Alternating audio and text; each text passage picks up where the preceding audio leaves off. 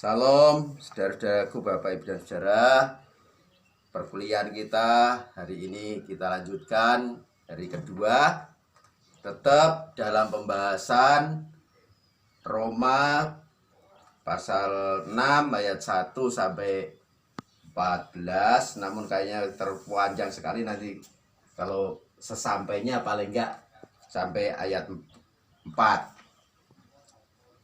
Nah, kita lanjutkan yang kemarin, yaitu ayat pertama. Kemarin itu sudah bunyinya bahasa Yunaninya itu tion eromen epimenomen te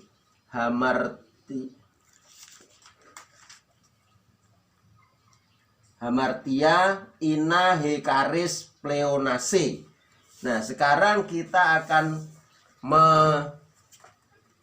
mengulas atau menganalisa kata ina. Nah, ina adalah kata sambung, artinya bahwa, agar, supaya. Jadi kata ina ini memiliki banyak pengertiannya, yaitu bahwa, supaya, atau agar, atau supaya. Jadi bisa supaya saja, atau agar saja, atau bahwa. Ya, ini kata ina.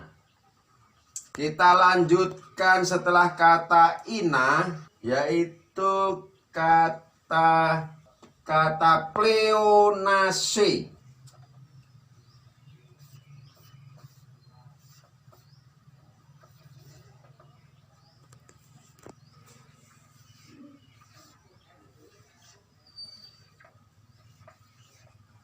Ya, jadi pleonase kata kerja kala aorist, diatesis aktif, modusnya subjungtif dari kata polus, artinya menjadi banyak atau hadiah yang berlimpah-limpah. Ya, itu pengertiannya kata pleonase. Pleonase adalah kata kerja aorist aktif subjungtif orang ketiga tunggal dari kata pleonaso dari akar kata polus. Artinya menjadi banyak dan berlimpah-limpah hadiahnya, atau juga semakin bertambah banyak. Itu pengertiannya dari penganalisaan itu. Karena pleonase memiliki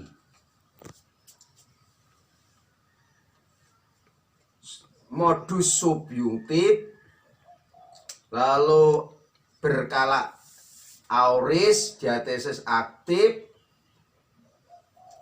kata itu bisa diterjemahkan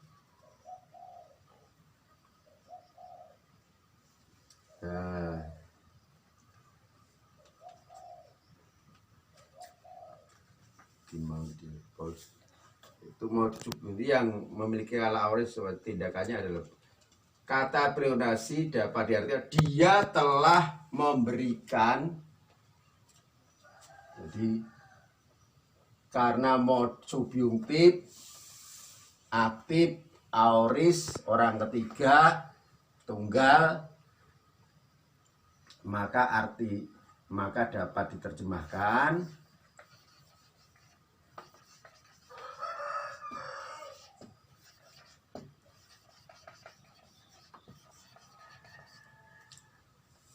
dia telah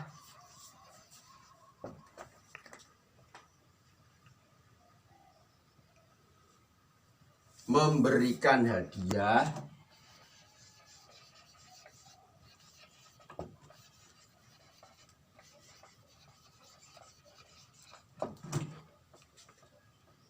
yang berlimpah-limpah.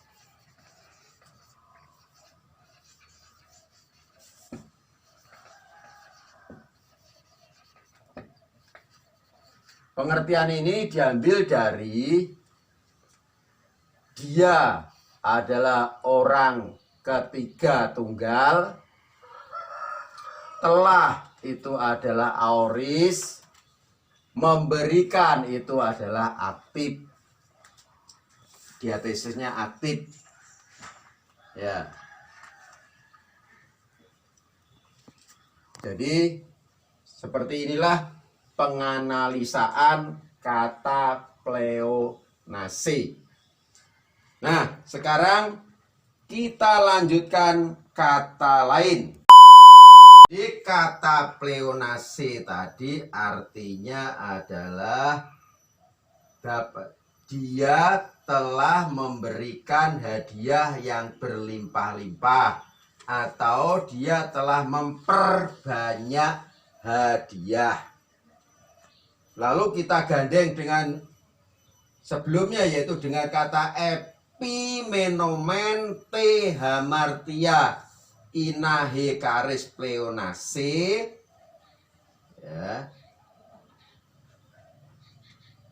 itu dapat diterjemahkan, marilah kita terus-menerus tinggal pada perbuatan yang jahat, menyimpang dari Allah, agar hadiah itu menjadi banyak atau berlimpah-limpah.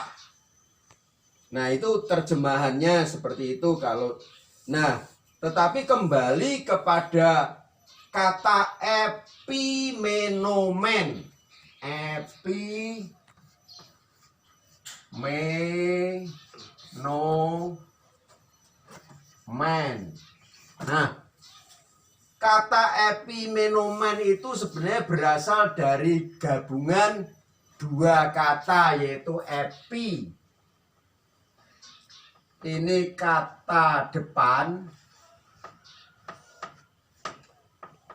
dan menomen kata kerja. Ini kata depan, ini kata kerja. Nah,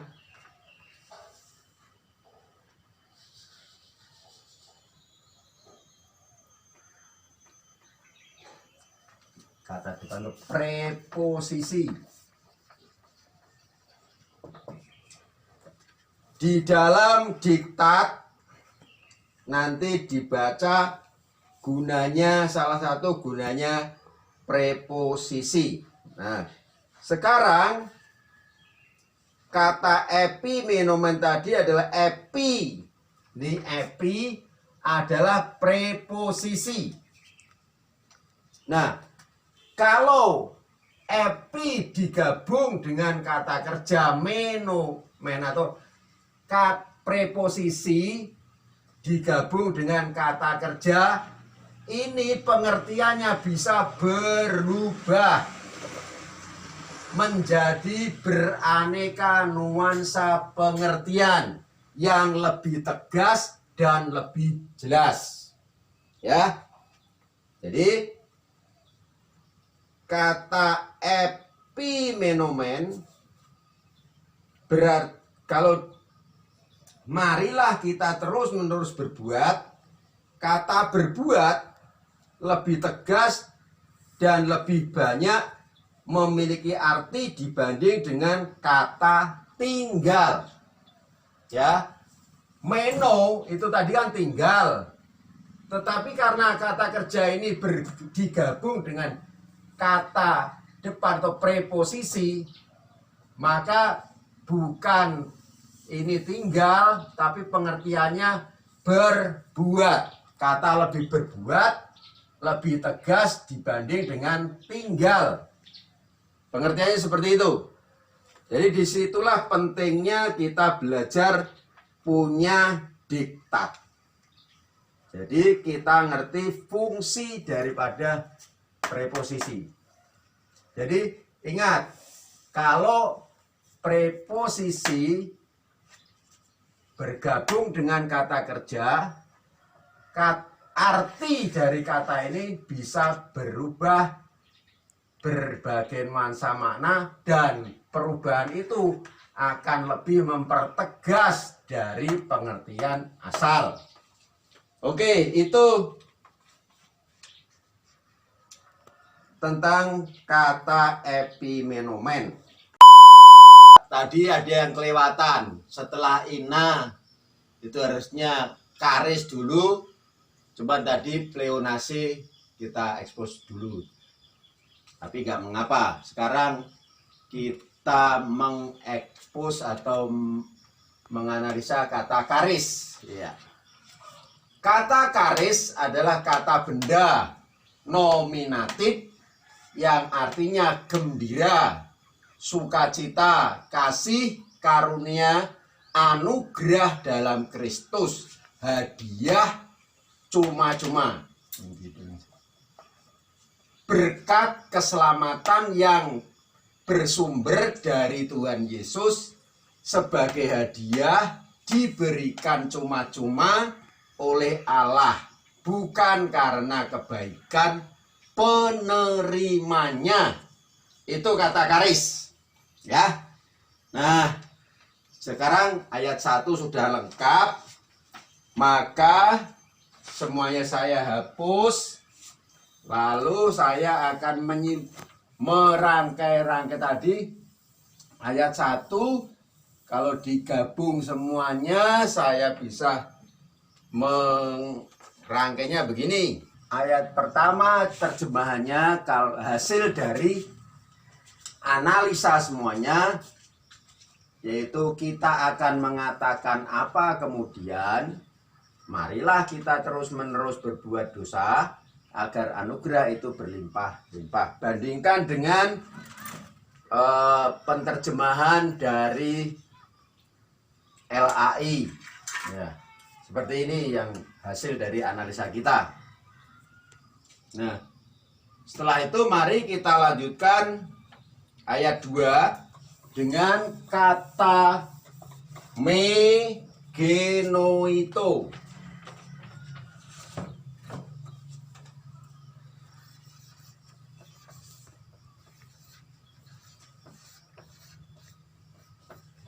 Ya. Kata me adalah partikel atau unsur negatif. Artinya no atau tidak. Geno itu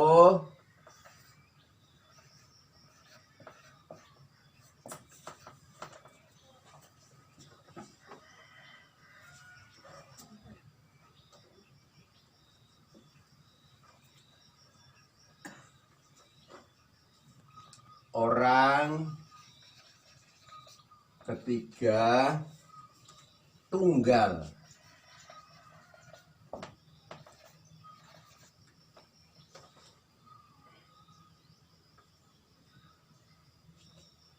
Aoris obstatif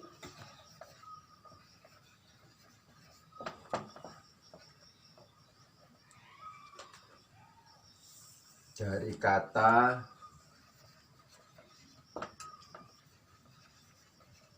ginomai.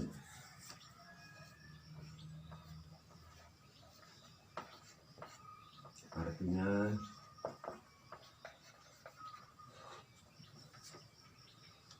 tidak. Artinya ada,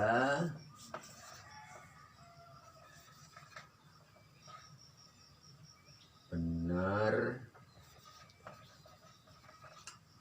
terjadi.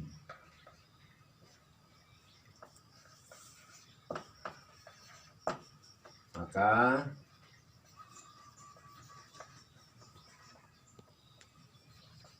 megeno itu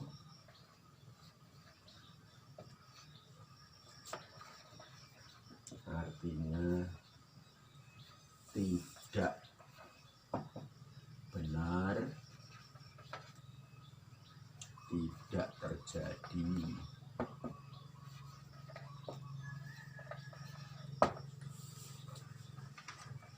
Ya, tidak terjadi atau tidak ada. Ya, tidak, yang paling tepat adalah tidak benar dan tidak terjadi. Nah, itu. Bapak, Ibu, dan saudara-saudaraku yang dikasihi Tuhan, para mahasiswa-mahasiswi STT Salom yang saya kasihi, pertemuan kita akhiri dan akan kita lanjutkan besok. Tapi jangan lupa tugasnya ya, yaitu saya ulangi lagi, tulis dari kitab Roma pasal 6 ayat 1 sampai 14 dari bahasa Indonesia, kalian tulis pakai huruf Yunani. Sebaliknya, Alkitab bahasa Yunani Roma 6 ayat 1 sampai 14 kalian salin pakai huruf atau abjad Indonesia yang kita punya. Selamat bekerja, belajar. Tuhan Yesus memberkati. Amin.